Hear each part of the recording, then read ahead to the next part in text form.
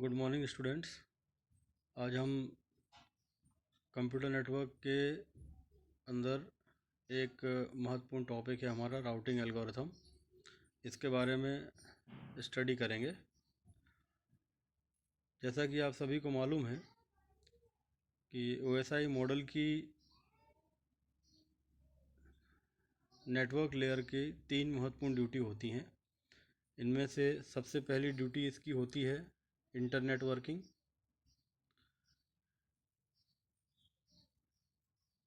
दूसरे नंबर पे इसकी ड्यूटी होती है राउटिंग,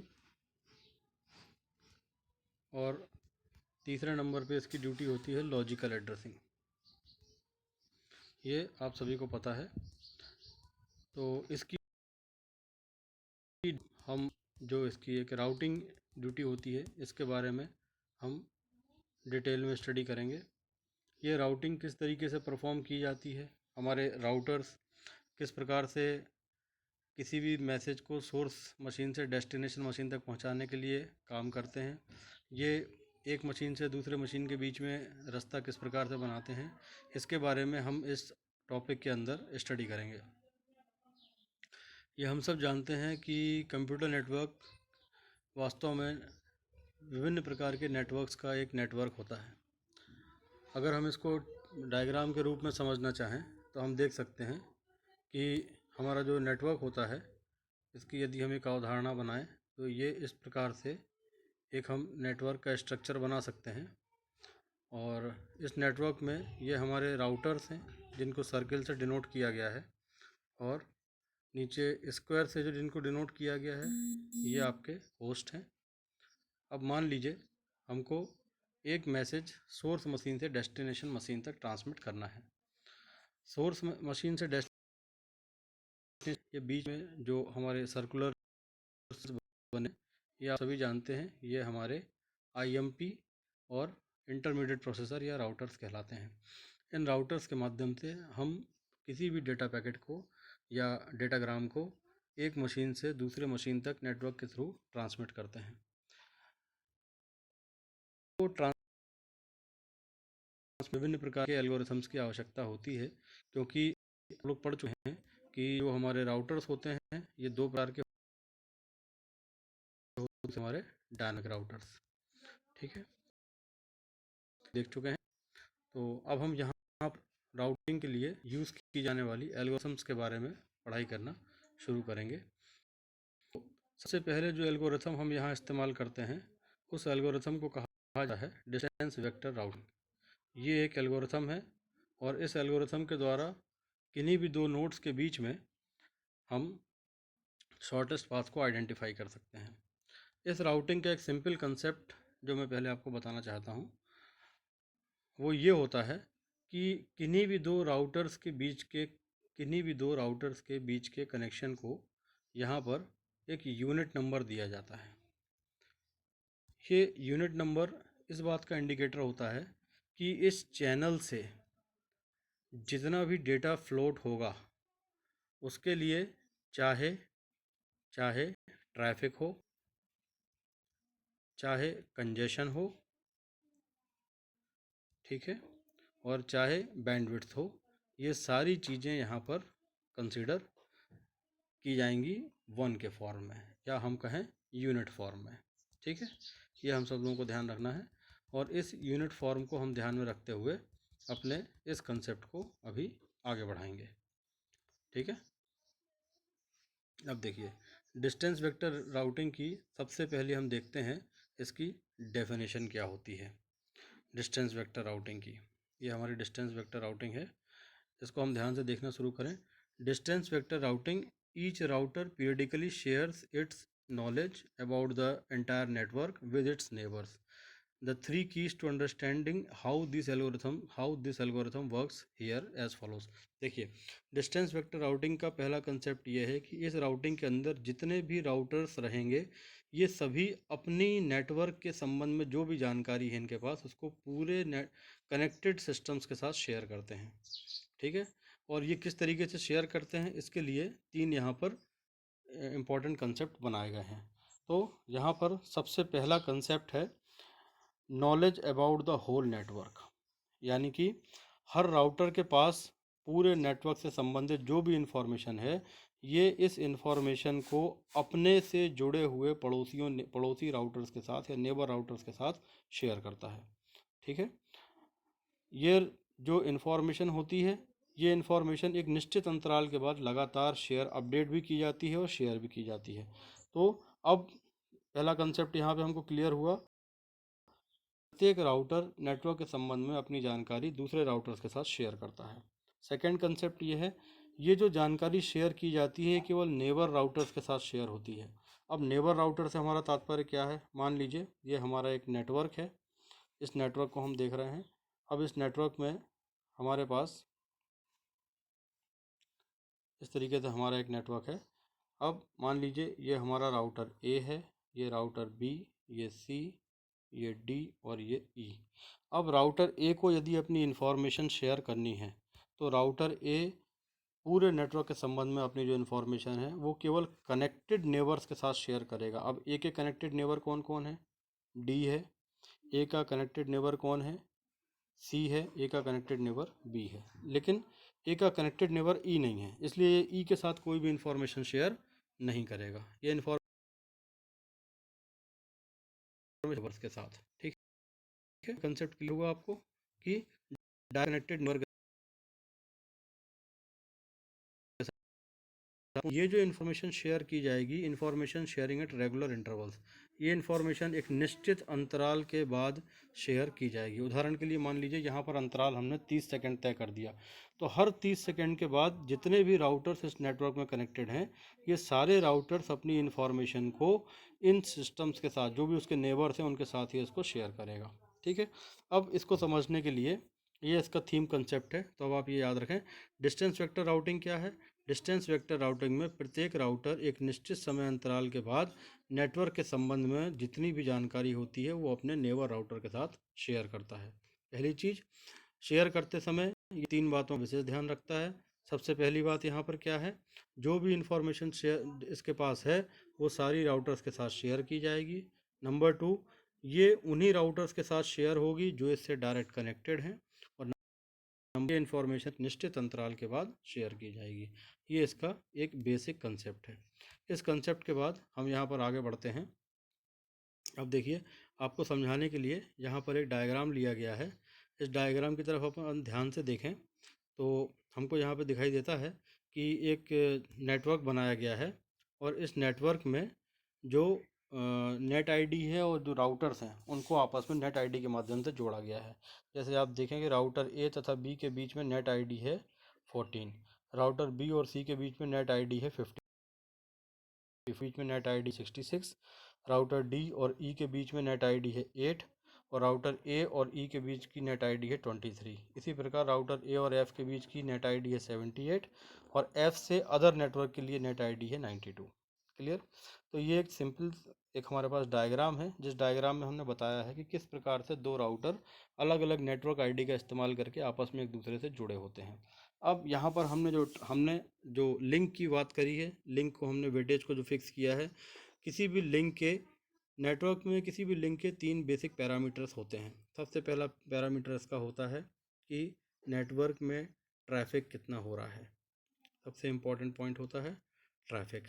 सेकंड नंबर पे होता है कंजेशन, यानी कि नेटवर्क का जो रोड पाथ है वो उसमें से हाई स्पीड से डेटा ट्रांसमिट हो सकता है, या नेटवर्क पे छोटे छोटे इतने सारे पैकेट हो चुके हैं कि बहुत स्लो स्पीड से डेटा ट्रांसमिट हो रहा है। और तीसरे नंबर पे होता है इसकी चैनल कैपेसिटी, यानी एक बार में आप कितना डेटा ट्रांसफ़र कर सकते हो। कितना डेटा ट्रांसफ़र कर सकते हो, नंबर 1, कितनी स्पीड से कर सकते हो, नंबर 2, और इसमें एट ए टाइम कितना लोड सस्टेन करने की आवश्यकता है। इस आधार पर इस पूरे स्ट्रक्चर को डिज़ाइन किया जाता है। ठीक है, तो अब ये आप यहाँ पर चित्र देख रहे हो। अब देखिए, यहाँ पर हमने आपके डिस्टेंस वेक्टर एल्गोरिथम को एक पिक्टोरियल व्यू में रिप्रेजेंट करने की कोशिश की है। इसको आप ध्यान से देख सकते हैं। सबसे पहले हमने यहाँ पे लिखा है, देखिए कंसेप्ट, बड़ी भी इंफॉर्मेशन होगी ये हर राउटर शेयर करेगा। नंबर 2, कनेक्टेड राउटर्स के साथ ही शेयर करेगा। और नंबर 3, एक निश्चित अंतराल पर शेयर करेगा। तो अब आप इसके कंसेप्ट को यहाँ पे देख सकते हैं। हर राउटर के ऊपर क्या लिखा हुआ है, I periodically send my knowledge about the whole network to, जैसे राउटर ए शेयर कर रहा है BFE, ऐसे ही राउटर बी यहाँ पे क्या लिख रहा है, I periodically send my knowledge about the whole network to A&C, क्योंकि हमारा जो राउटर बी है वो राउटर ए और सी से जुड़ा हुआ है। ठीक है, इस प्रकार आप देख सकते हैं ये हमारे डिस्टेंस वेक्टर राउटिंग के कंसेप्ट को यहाँ पर प्रदर्शित किया गया है। ठीक है, इस पे अपन आगे चलते हैं। अब देखिए, जब राउटर इस इंफॉर्मेशन को सेंड करेगा तो सेंड करने के पहले इंफॉर्मेशन बनना भी चाहिए, और बनने के इंफॉर्मेशन का फॉर्मेट क्या होना चाहिए, फॉर्मेट। ठीक है, अब इस फॉर्मेट को किस तरीके से बनाना है ये हमको बताया गया है यहाँ पर। देखिए, ये जो राउटर है, हर राउटर अपनी एक राउटिंग टेबल बनाएगा और इस टेबल में 3 कॉलम होंगे। सबसे पहला कॉलम इसका होगा नेटवर्क आईडी, जिस नेटवर्क से ये राउटर जुड़ा हुआ है। फिर कॉस्ट, यानी कि उस नेटवर्क पे जाने के लिए कितनी कॉस्ट लग रही है। तो चूंकि ये डिस्टेंस वेक्टर राउटिंग है तो यहाँ पर हमने कॉस्ट को क्या मान के रखा हुआ है, 1, या हम कहें और यूनिट, यूनिट यानी इकाई। ठीक है, तो कॉस्ट सभी के लिए 1 रहेगी। और इसके बाद जब आप इस नेटवर्क से गुजरोगे तो अगला कौन सा राउटर आपको मिलने वाला है। ये जो टेबल होती है ये प्रत्येक राउटर यहाँ पर बनाकर रखता है। हर राउटर के पास ये टेबल होती है और इस टेबल का निर्माण करके हर राउटर नेटवर्क के संबंध में अपनी एक इन्फॉर्मेशन तैयार करता है और ये इन्फॉर्मेशन अपने नेबर राउटर के साथ शेयर करता है। आगे चले, ये हमने एक छोटा सा एग्जाम्पल लिया है यहाँ पे। इसी एग्जाम्पल में देखिए, अब आप यहाँ पे ध्यान से देख सकते हैं कि हर राउटर ने यहाँ पर अपनी एक टेबल बना रखी है। अब इसमें ए के पास एक टेबल है जो बता रहा है कि नेट आईडी 14 के थ्रू बी पर जाने की कॉस्ट 1 है, नेट आईडी 23 के थ्रू ई पे जाने की कॉस्ट 1 है, नेट आईडी 78 के थ्रू एफ पर जाने की कॉस्ट 1 है।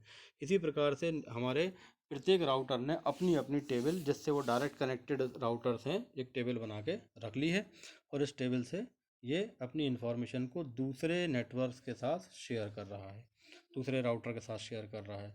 लेकिन एक चीज़ यहाँ पे ध्यान देने वाली बात यह है कि अभी राउटर ए के पास राउटर बी, एफ और ई की इंफॉर्मेशन तो है जो इससे डायरेक्ट कनेक्टेड है, लेकिन राउटर सी और राउटर डी की इंफॉर्मेशन ए के पास नहीं है।